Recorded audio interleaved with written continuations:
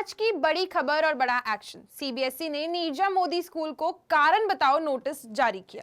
School में 30 दिनों में जवाब मांगा गया और सीबीएसई ने साफ लिखा, अगर जवाब संतोषजनक नहीं हुआ तो कार्यवाही में चेतावनी से लेकर एफिलिएशन सस्पेंशन और यहां तक कि एफिलिएशन रद्द करने तक की कार्यवाही शामिल होगी।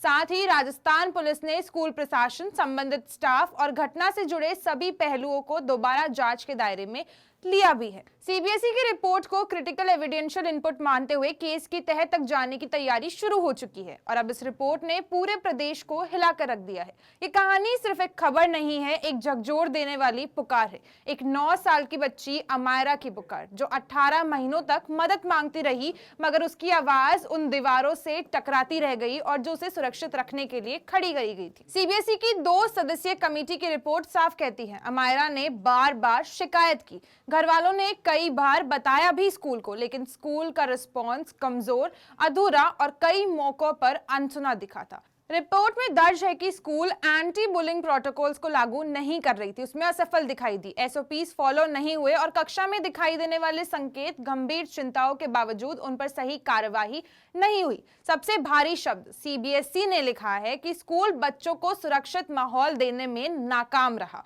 और उसी के बाद में देखा जाए तो सबसे दर्दनाक हिस्सा हुआ सीसीटीवी फुटेज, जो किसी भी इंसान का दिल तोड़ने के लिए काफी है। अमायरा कक्षा में बैठी हुई है, घबराई हुई है और सबसे बड़ी बात परेशान है। अपने डिजिटल स्लेट पर बार बार कुछ लिखकर अपनी टीचर को तक दिखाती है। 5 बार उसने शिकायत की, 5 बार मदद मांगती है, पर कोई सुनता ही नहीं है। रिपोर्ट में लिखा है टीचर ने उसे शांत करने की जगह खुद डांट दिया, काउंसलर तक को नहीं भेजा गया। जहां तुरंत सहायता मिल सकती थी वहां पर रुकावट मिली। सीबीएसई ने इसे एंटी बुलिंग गाइडलाइंस और पॉस्को संबंधित दिशा निर्देशों का उल्लंघन माना और यह भी बताया। और इसके बाद में आते हैं सबसे चौंकाने वाले हिस्से। घटना के तुरंत बाद में एफएसएल जांच से सबसे पहले क्लासरूम को साफ कर दिया गया। क्यों साफ किया गया, किस लिए साफ किया गया और कैसे? सीबीएसई कहता है कि इससे सबसे गंभीर संदेह पैदा होता है। 3 नवंबर को जब सीबीएसई टीम सरप्राइज इन्वेस्टिगेशन पर पहुंची तो तस्वीर और साफ हुई। बच्चों के पास आईडी कार्ड थे ही नहीं, सेफ्टी कमेटी सक्रिय नहीं थी, इसके अलावा मॉनिटरिंग कमजोर था और गाइडलाइंस का पालन नहीं किया जा रहा था, ना ही सेफ्टी नेट था और वातावरण मानक से दूर। रिपोर्ट का निष्कर्ष है कि स्कूल ने बच्चों को सुरक्षित और सहायक माहौल प्रदान करने में विफलता दिखाई थी।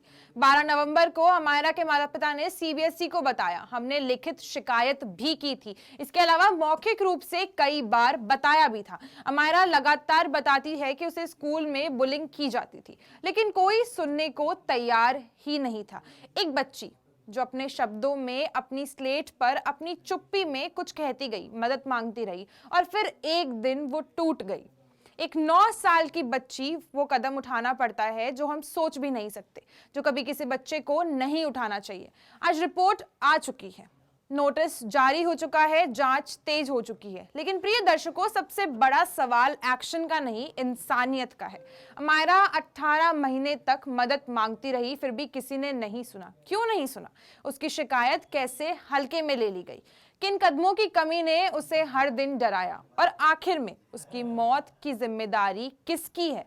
अमायरा आज हमारे बीच नहीं रही, लेकिन उसकी आखिरी कोशिशें, उसकी स्लेट पर लिखे शब्द और आज पूरे देश में इंसाफ मांग रही है।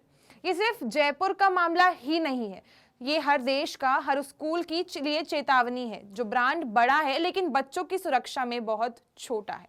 और जब तक अमायरा को इंसाफ नहीं मिलेगा, तब तक ये सच पूरी तरह रोशनी में नहीं आ पाएगा। ये सवाल गूंजता रहेगा कि कौन देगा आखिर 9 साल की बच्ची की मौत का जवाब।